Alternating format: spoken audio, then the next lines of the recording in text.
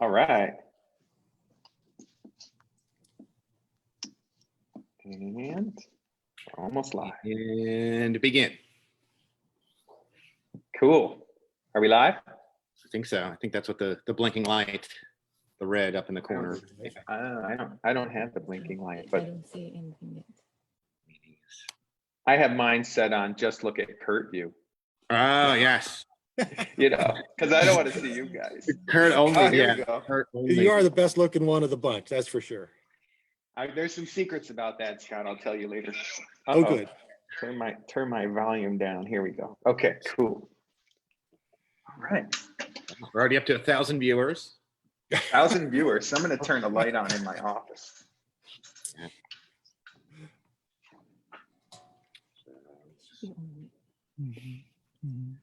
And Kurt's gone. Right up. Kurt left. Oh, here he is. Okay. It's lighter now. There we go. Now we can see you. Okay, so we're going to talk about some precision key fitting today. Scott, you're in your, is this your bench, Scott? My bench is right next to me over here. I'm actually working on a little, what we call a shorty bench. It's a little rolling table that is just going to be easier to do than working on the mess that is my bench. Oh yeah. Oh, and is your bench kind of facing the shelf? Yeah, my bench is right there. There. Oh, your bench is awesome. It's actually really cool. Whoa, look at that key cutter set. That's the first thing I noticed. Wow. It's nice. What's front center there? Hey. Wow, that's beautiful. That's beautiful. Actually, I've enjoyed using that quite a bit. I've just finished building rebuilding a 6M Con 6M that had been brutalized a couple of times repairs ago, and that cutter set was imperative to get the interior faces of those bridge keys correct. It was actually awesome. Cool. Well, nice. Thanks for having it. Yeah, I appreciated Rich sending that to me so that I could have it for this show. Cool. Hey, Ryan, do you think we should start? Sure. It looks like about that time. So yeah, why don't you? Okay.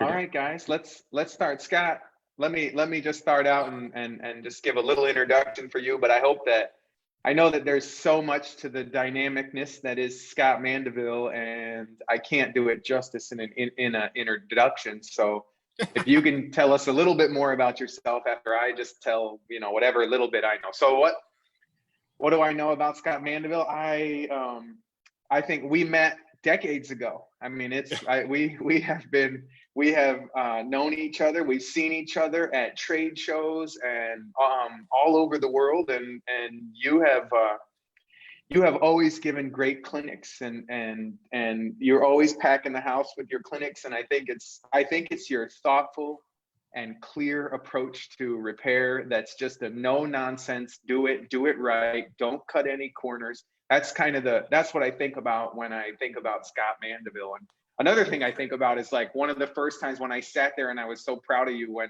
you are I guess people would have to be a napper to know this about you, maybe, or NAMM, because you were kind of a huge guy in NAMM as well.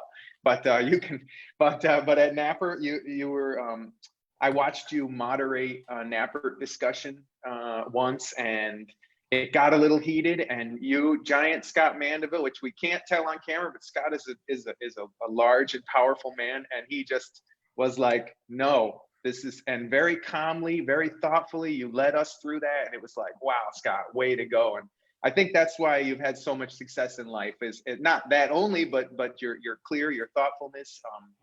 You've been the president of Napper, right? I don't know your title at NAMM. What was your title at NAMM? Well, right now it's nothing. I was on the board of directors for the National Association of Music Merchants. Cool. Yeah, it was a 3-year term, and I'm just rolled off of that. Congratulations. It's fun. Yeah, I guess the other thing I should mention is that aside from you've given clinics all over the world, I think, and I would say hundreds of them.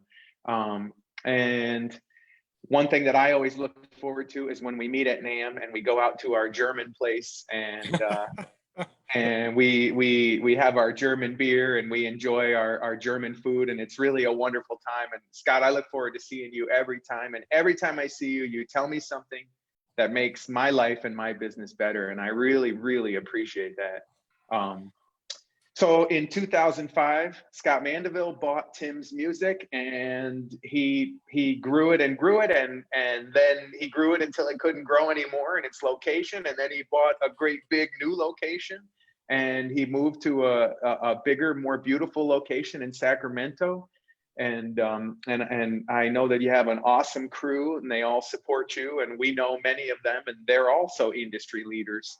So I'm really proud to have you as a friend, Scott, and I'm happy to have you here today. And today you're going to talk about precision key fitting. So I'm going to turn it over to you. Oh, thanks, cool. Scott. Thank you, Curt. The kind words, I appreciate that. It's it's been quite a fun journey for me. I've started out in this industry, oh golly, almost 40 or a little 40 plus years ago. And I worked for a company for 25, 26 years. And then had the opportunity, like you said, to buy Tim's Music. Tim was a friend of mine. He'd helped me out. He was super knowledgeable, repair industry guy. The local guy in town that was, if you had a question, I could go and ask Tim, and he had always helped me. And I really appreciated that as a place to go for information. And I think that sharing that information is vital to the survival of our industry, and actually keeping that information. There's no reason for us to think that we have any proprietary secrets. Physics works the same way in your shop as it does in mine. And having that capacity to share, I think, is just a brilliant thing. I really, really do enjoy that. So I bought Tim's Music, and the first repair shop at Tim's was about 600 square feet. And when I bought it, then we outgrew that building, moved to a bigger building, and that repair shop was about 880 square feet, and we had 8 people working in it. It was a little tight. And that included the storage. And then this new building, the repair shop, is 3,200 square feet. We've got 12 benches and all kinds of cool things, toys to play with, and super stuff. Anyway, we've been blessed to do cool things for cool people. And that's what I think this industry really is about, is we get to, as our vision is, promote wellness in society. And our tools, we just happen to get to do it through music education and performance. So it's exciting. So anyway, that's great. And Curt, I've always enjoyed, we get into talking about the little tiniest minutia of whatever it is that we get to talk about. And I remember the discussion of on your pliers that the post swedging pliers, we were talking about whether we wanted to capture the outside and bring the outside of the post in to control the hole size, or do from the interior. I actually have the original tools that I made and we talked about. Those are, and I use them occasionally, but what a thrill to get to, I just so enjoy to talk about that crazy little tiny stuff, or the big stuff, or whatever. It's so much fun for me. Anyway. Scott, now that set that you have is the vintage set. Yeah, I know. Yeah. Now that's actually, that's collectible. Anyway. Yeah, well, it is, and especially because it's mine. Yeah, right. That's right. That's right. But I use them on every job. And I've got the smaller versions as well. Anyway, I guess we wanted to talk about the way that I'm looking at this is it's the foundation, or the cornerstone of the foundation of precision key fitting. And if you don't start in this corner, It doesn't matter how cool the rest that you're doing. It just doesn't matter what else you're doing. If you don't get this corner right, the rest of it is almost inert. You have to get post alignment correct before you start doing your precision fitting. Otherwise, your precision fitting has to be redone, or just plain doesn't work. If you're really cool in your key fitting and you don't have your posts aligned properly, you're just not gonna have best results. And the reason that that we look at that is the way that the screws go into the posts. If the holes aren't aligned 360 degrees by 360 degrees, either way, when you screw your screw in and it shoulders out, when it comes down to the bottom corner of that shoulder from your threads, and it goes up against the face of that post, you're going to have an issue. It comes in and the mechanical structure is always going to win. As the thread goes in and then shoulders up against that post, it will put the slightest arch to your screw. We got to control that. You're right over there, Ryan?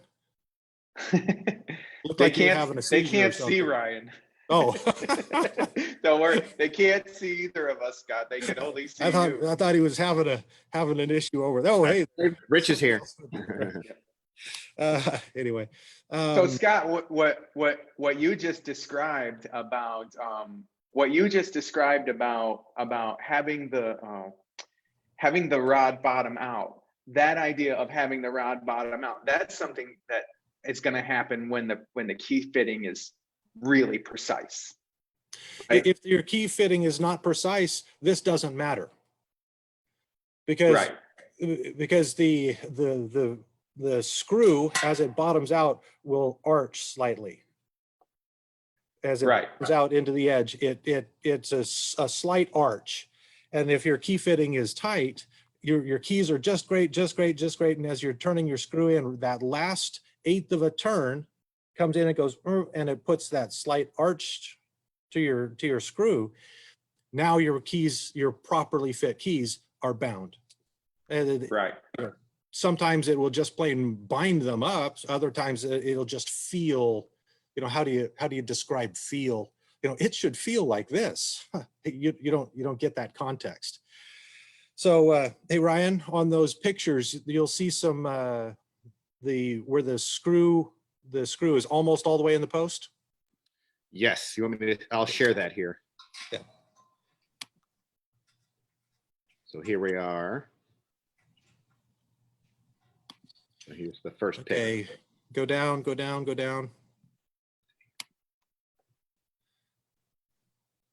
Where I'm pointing right at the, keep going down. Down. Keep going. There you go. Right here? Right there. That and the one below it.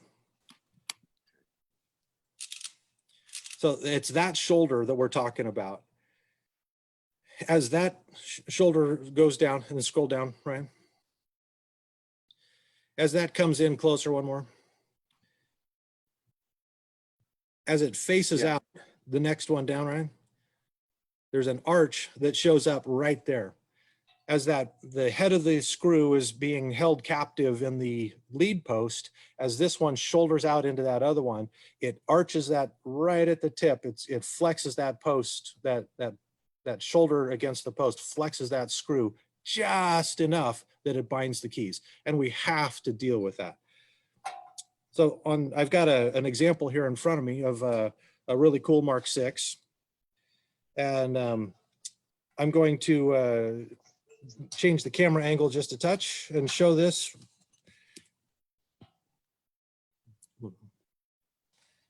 Keep going. There you go. Right there's fine. So as the screw goes through, and I've not done anything to this instrument, it's about to get complete mechanical restoration. We're in the middle of that. So I'm showing the way that the screw goes in. The head of this post is clearly misaligned. And you decide that by what, Scott? So I've inserted the screw through the lead post, and I have not yet fit the lead post down. And it comes in, and you're going to go north, south, east, west, try and figure out what wobble that has both up and down. So this way it just barely goes into the hole. This way it's completely offsides out of the hole. Up, it's way up like that. Down, it goes way below that post. So we clearly are not aligned from the lead post into this. The other thing that we're going to look at is I take a shorter rod from the same instrument and screw it in.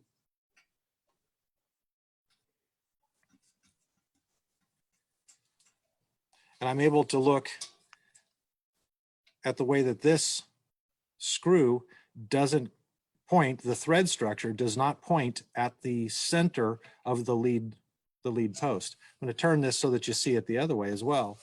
You see the way that the screw is way below center, and this side way to the outside. So that's a pretty important feature if we're going to do precision key fitting. So the next thing that I'm going to do is I'm going to understand, I need to get it close to begin with before I fit the lead, before I fit this lead post. The concept here is that we really do need to control this. If we don't control it, it's just going to be difficult to really do precision key fitting.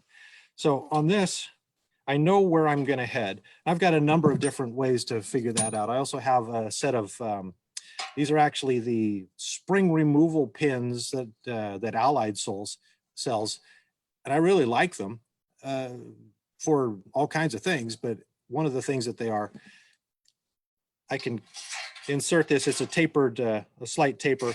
I can put it in here and get this whole view of where I'm headed on this post. And it's quick and easy, so I don't have to continue to thread in that other rod.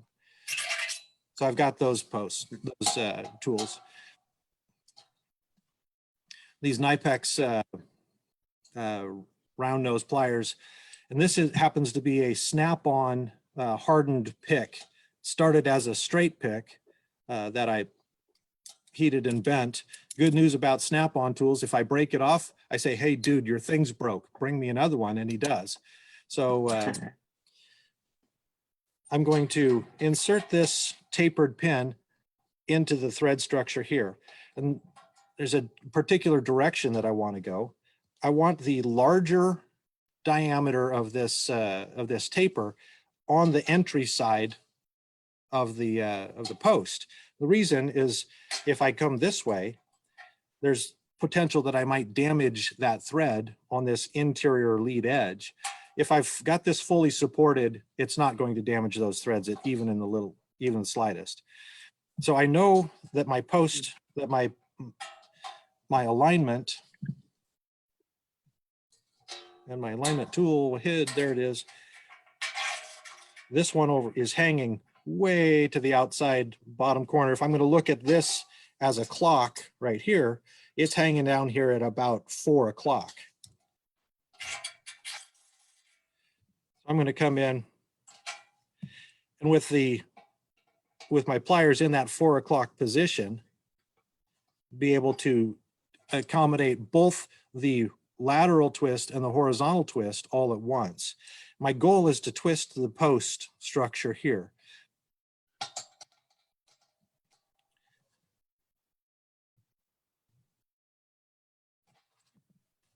Obviously, use good judgment in all situations, right? We don't want to go get brutal with this thing. All right. So I've controlled a portion of it, but now I've got quite a bit of, I controlled mostly the elevation, but now I'm really still hanging off to this side. So I'm going to change the trajectory of my, just a comment, the reason that I don't leave this in there and bend on it is I need this to be straight and it's not a hardened piece. So I'm using this snap-on pick, which is a hardened steel.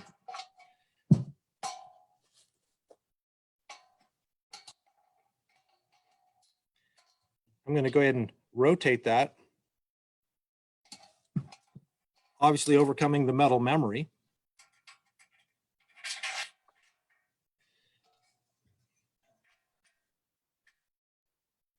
Oh yeah, it's getting closer. Much closer, Yep. right? Now, I got to go slow on this. What I don't want to do is have to, one, tear the post off the body. Not that that's ever happened to me. You do have to be sure that the world is structurally stable.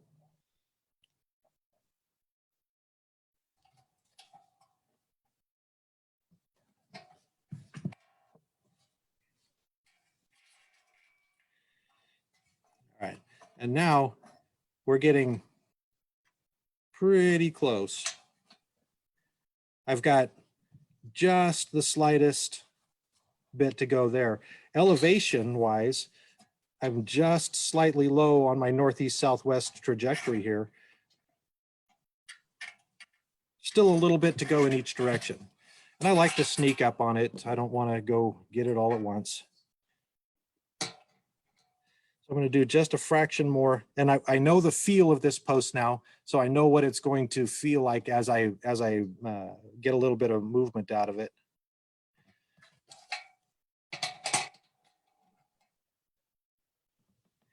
One of the reasons I want to do this before I do any length fitting or any other key fitting is by moving these post heads. If you've come in and done your precision key fit length and everything, and it's beautiful, just beautiful. And then you come move the post heads, everything that you did is now almost totally inert because the posts are not in the same place. The foundation has to be set before you start building on top of it. All right. So now this one, the east-west on this is really great. North-south, boy, I am right in the middle of that, hole. So that's that tapered brooch that I was looking at. I'm going to put this, the threaded rod, which actually is the C sharp rod here. I'm using that as my guide. I'm going to thread that bad boy.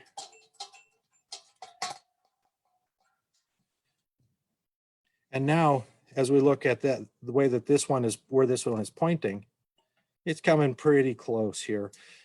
And then look at the elevation, really points well.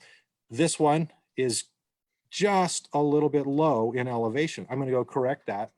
So that's why I always finish off with that shouldered screw, so that I do truly get that that feel.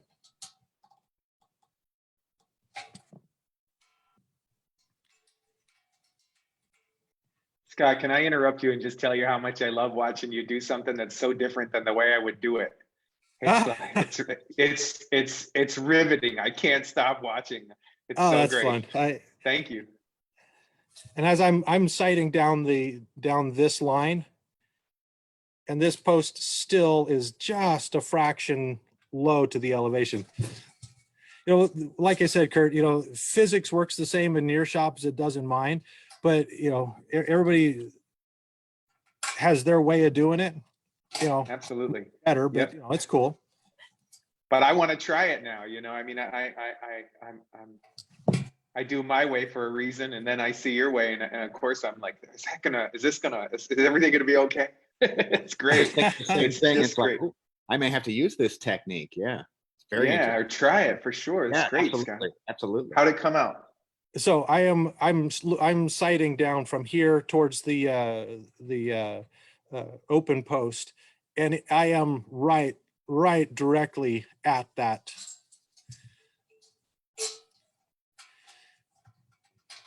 The reason I always love going into shops is I get to go watch other people's hands. Yeah. So as I look down there, this goes directly to the center. That's the ticket now. But we're only halfway done. If we remember, the east, west, north, south over here, first it's a giant swing, but this is the actual rod, and we are, you know, way out of line. I got to get that started in the right direction. Now, this particular instrument had a significant structural damage that was corrected some time ago. Likely, as I'm doing this job, I'm going to take this post off. So I'm not going to finish this out because I'm going to wind up taking this. There's a little bit of a dent left here that I got to get out before we're in the final set. But I am going to come in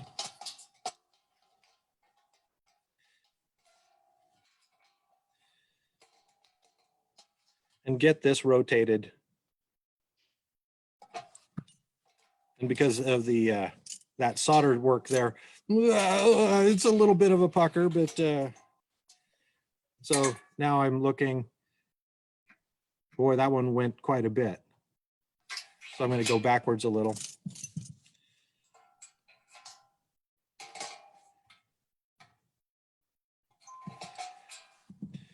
Now, before I get too much further, this is the gross motion, and I'm northwest, southeast, all on that. That's really nice. Now I'm going to get my super fancy post swedging tools. And I'm going to put the ball on the interior edge. And there's a reason why I like the ball on the interior edge of this. This really is the control part.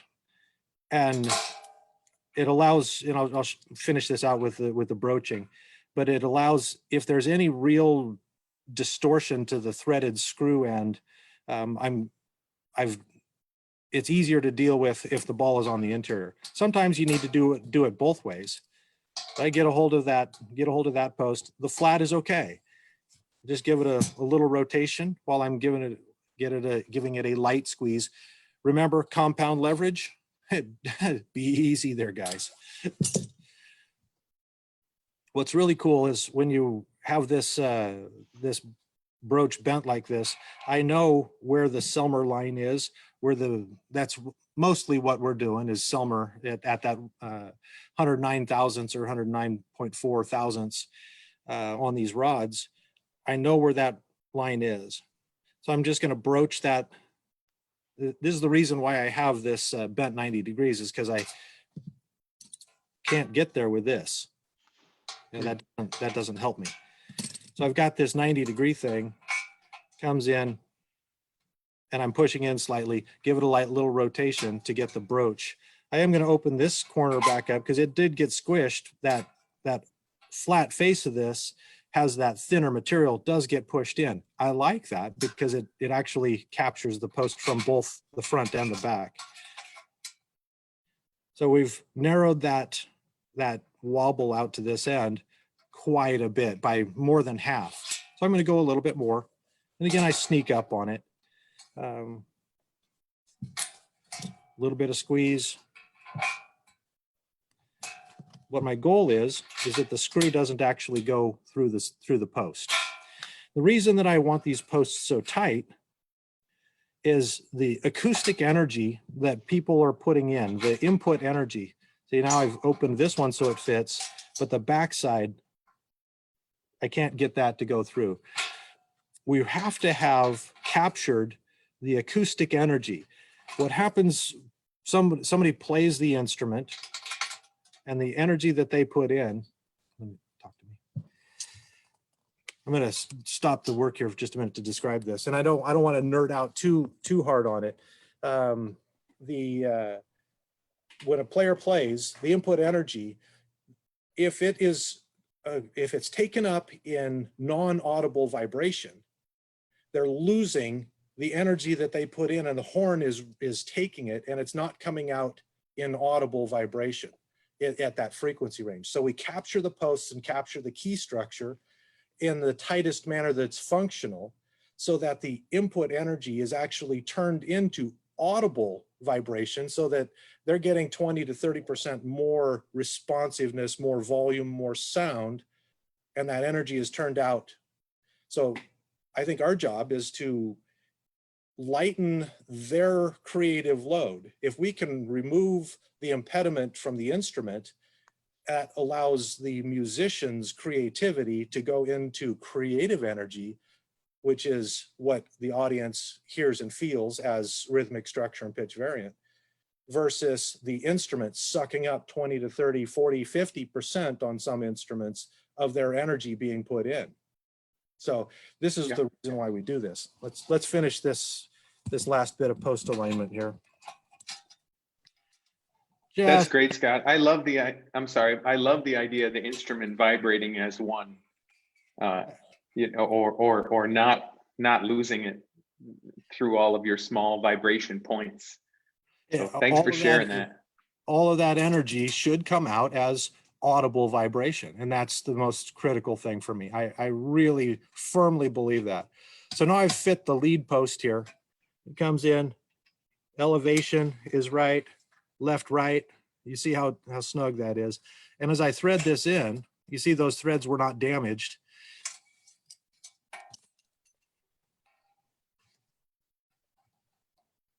Comes in and shoulders out, and I feel as it shoulders, it's going right smoothly up against that face.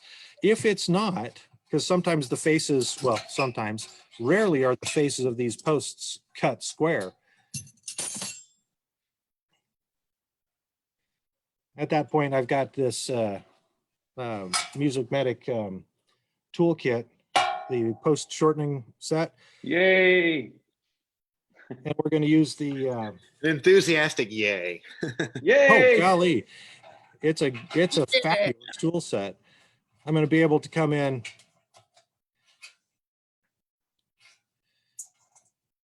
and I've never watched the video on how to use this, so I'm just using it the way that I think I should.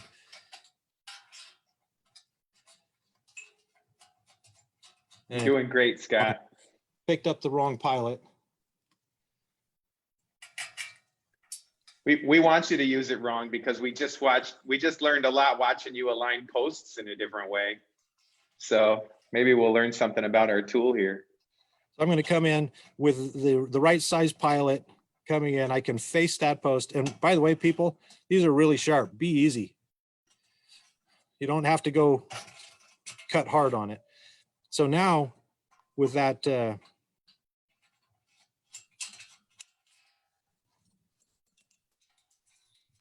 post faced off,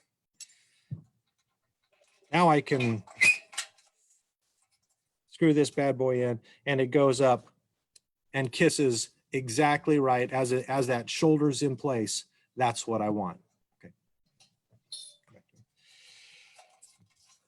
So, as we do that, this is part of my process in setting the foundation of key fitting. Setting the foundation of key fitting. If you don't get this foundation right, you can make this perfect in key fit on the rod, perfect in length, and you shoulder that and it arches that screw and your key binds up. Yep. You lose the advantage because now you put tension in it, and the tension actually is pulling acoustic energy out of the instrument, whether it's the looseness or whether it's tension. It pulls energy out. So you have to get this foundation set before you start your precision key work here. Does all this make sense, Curt? Scott, that's awesome. That's awesome. I think you clearly showed that the posts were not lined up, and that you were trying to get the shoulder of the rod to be flush against the post, and you got them both lined up, and you leveled out the face of that post. So now the shoulder of the rod sits square right against the post, and instead of coming in at an angle and then kinking at the end, are you gonna show us how you swedge a key, or did you want to show us that there? Well, I can continue on if you'd like, but this is the important part. Yeah, I get it. No, I think that was really clear, Scott. And then I think key swedging after that. When you told me that you were going to do this and we talked about it, I was interested to I had assumed that you were going to have a key fit, and then you would tighten it down at the end, and then it would bind, right? But you didn't, because I don't think that's the way you think. What you were trying to tell us there is, like, don't get there. Just make sure that your posts are in line first. Like, you solved the problem before we really even needed to solve it. You made the canvas and made the really nice foundation so that the problem can't exist on that foundation.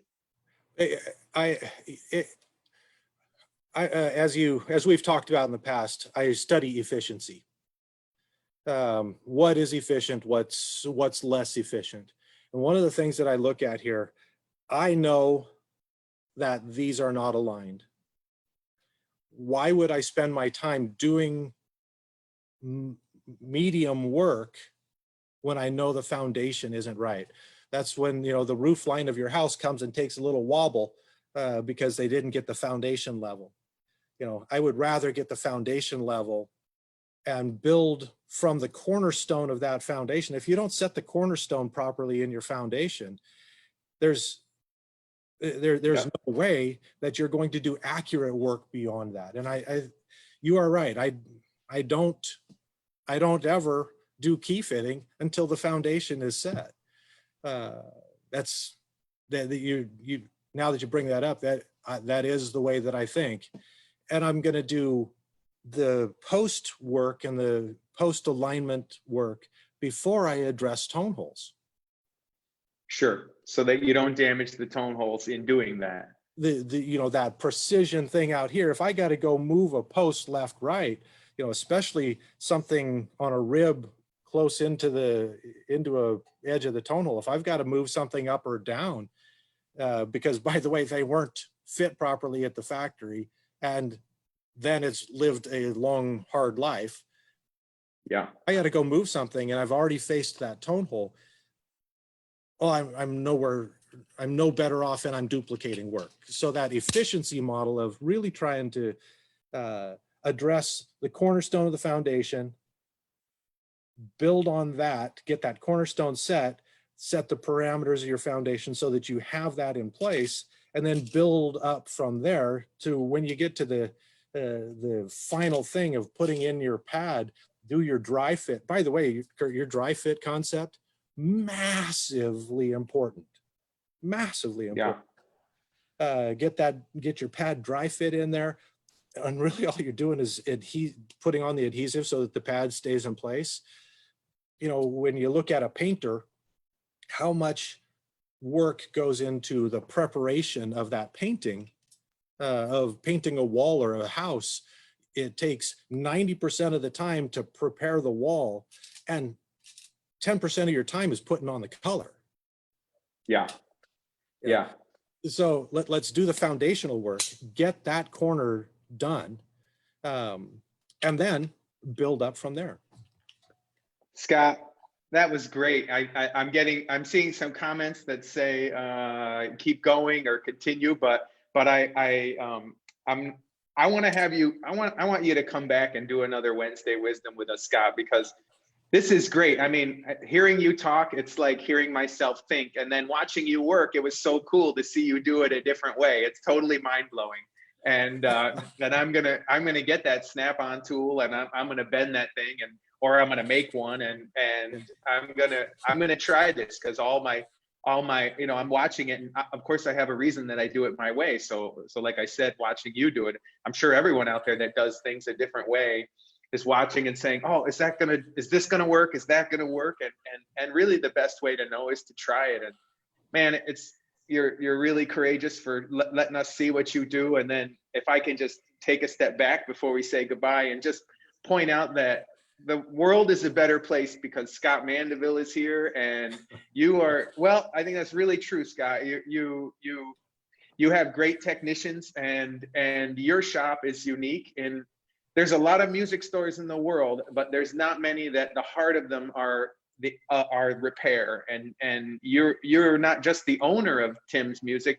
You have a bench that you work on every day, and you're repairing instruments from people, and people are really lucky that they can send their instrument to you. And people in Sacramento and all over, wherever folks mail their instruments to you, I really think that they're lucky that they can get their instrument to you and get it into a shop. A lot of them probably have no idea why, but when they get their instrument back, they for whatever reason, it works so well. And the reason is that you've started at the very basic foundation and you have rebuilt it and made it correct from the beginning up, so that I like to say it that we don't do repairs. We just create a perfect thing from the bottom up. And I really see that that's what you're doing. And I'm really happy to know you, Scott. And thanks so much for coming out here. And for all you people out there that are listening, go over to Tim's Music and get Scott's hands on your instrument, or the other techs that Scott is training and teaching and showing his way.